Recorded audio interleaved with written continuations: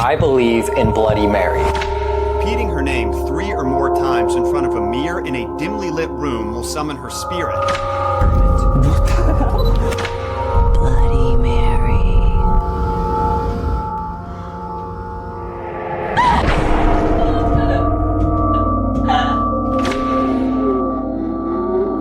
Guys, बचपन में हम सबको हॉरर स्टोरीज सुनने का और हॉरर गेम्स को खेलने का बहुत शौक होता है। और कुछ बच्चे तो ऐसे भी होते हैं जिन्हें कभी भी इन चीजों से डर ही नहीं लगता। और प्रॉब्लम तभी हो जाती है क्योंकि वो जानबूझकर कुछ ऐसी हरकतें करने लगते हैं जो इस स्टोरी में 3 बच्चों ने किया, जिसे जानने के बाद आपका दिमाग फट जाएगा।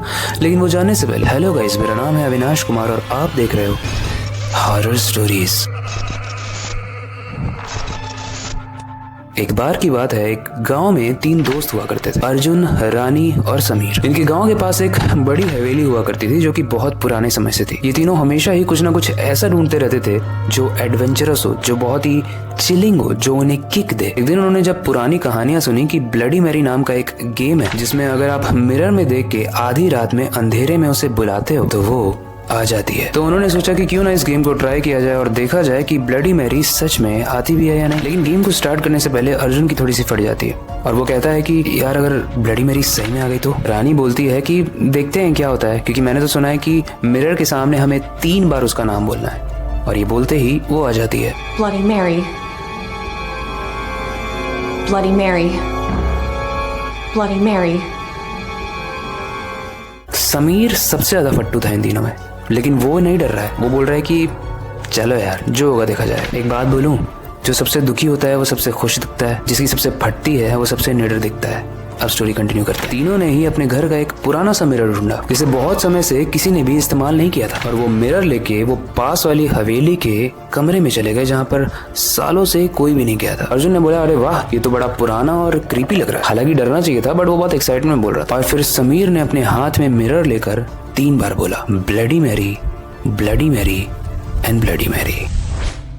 कुछ देर तक तो कुछ नहीं हुआ, लेकिन फिर अचानक से ठंडी हवा चलती है। रानी का चेहरा पीला पड़ गया और वो डर के मारे सोफे के पीछे छिप गई। रानी ने काफी डर के साथ कहा, क्या ये सब सही में हो रहा है? समीर ने बोला, कुछ नहीं है, ठंडी हवा है, बस अपने माइंड को कंट्रोल करो। और जैसे ही समीर ये कहता है, मिरर में कुछ क्रैक्स पड़ते हैं और वहां पर कुछ अजीब सा दिखाई देने लगता है। उन्हें दिखता है एक चेहरा जिसके पूरे फेस से खून टपक रहा था, और धीरे धीरे वो चेहरा उनके सामने आने लगता है शीशे में और क्लियर होने लगता है। अर्जुन ये देख के काफी डर जाता है। वो बोलता है, ये क्या हो रहा है? गाइस, इन तीनों की फट चुकी थी। अर्जुन शॉक था, हैरानी रो रही थी और समीर का चेहरा तो पूरा पेल पड़ गया था। उसके चेहरे का रंग ही उड़ गया था। मिरर में लाल आंखें थी जो उन्हें घूर रही थी। तभी एक भयंकर आवाज सुनाई दी, तुम दोनों ने मुझे बुलाया है, तुम शायद मरना चाहते हो तभी मुझे बुलाया है, अब तुम्हारा समय आ गया है। और फिर उनके सामने एक खून से लिपटा हुआ हाथ दिखता है जो कि मिरर में से निकल रहा था। रानी ये देख के तेजी से चीखती है। अर्जुन ने तुरंत अपने हाथों से आंखों को बंद कर लिया और बोला, भाग समीर, ये सब सही में हो रहा है। समीर ने अपने हाथ से वो मिरर झटक कर फेंक दिया और अपने दोस्त का हाथ पकड़कर भागने लगा। लेकिन भागकर जैसे ही वो दरवाजे के सामने पहुंचते हैं, वो देखते हैं कि